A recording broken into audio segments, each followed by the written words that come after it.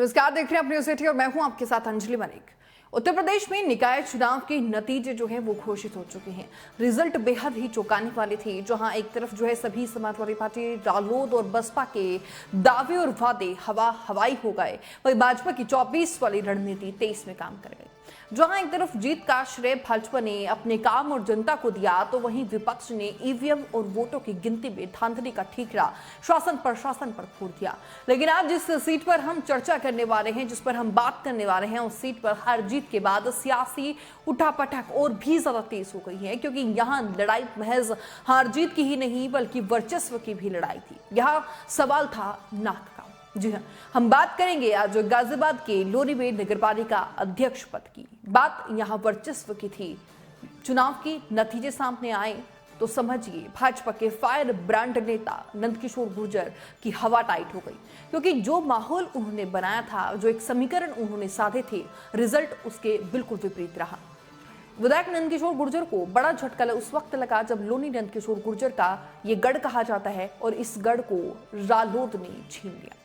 जैन चौधरी की प्रत्याशी रंजीता धामा ने बीजेपी के उम्मीदवार पुष्पा को यहां हरा दिया, तो इसके बाद जो है यहां सियासत खूब देखने को मिली।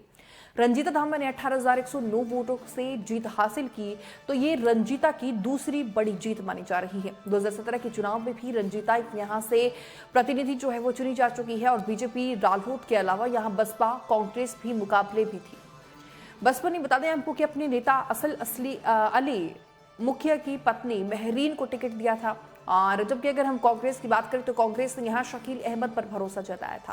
वही समाजवादी पार्टी ने भी हसीना इदरीसी को भी टिकट देकर जो है वो मैदान में उतार दिया था, लेकिन ऐसा करने पर समाजवादी पार्टी और रालोद के गठबंधन में जो है वो दरार की अटकलें और भी ज्यादा तेज उस वक्त होने लगी थी।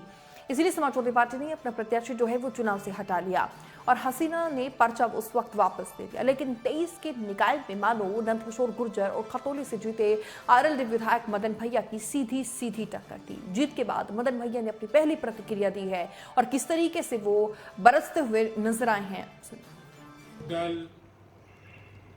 गठबंधन की प्रत्याशी श्रीमती रंजीता मनोज धामा को लोनी नगर पालिका चेयरमैन पद का ताज पहनाने के लिए लोनी की जनता, प्रबुद्ध नागरिकों को बहुत बहुत बधाई। लोनी की जनता ने वो ऐतिहासिक कार्य किया है, भाईचारे की मिसाल बनी है और अहंकारियों का अहंकार तोड़ने का काम किया है, और ये विकास के रास्ते में भी एक मील का पत्थर साबित होगा। मैं बधाई देना चाहता हूं अपने उन समस्त साथियों को भी, गठबंधन के साथियों को भी, कि जिन्होंने तमाम अवरोधों के बाद मजबूती के साथ हमारे साथ खड़े रहे।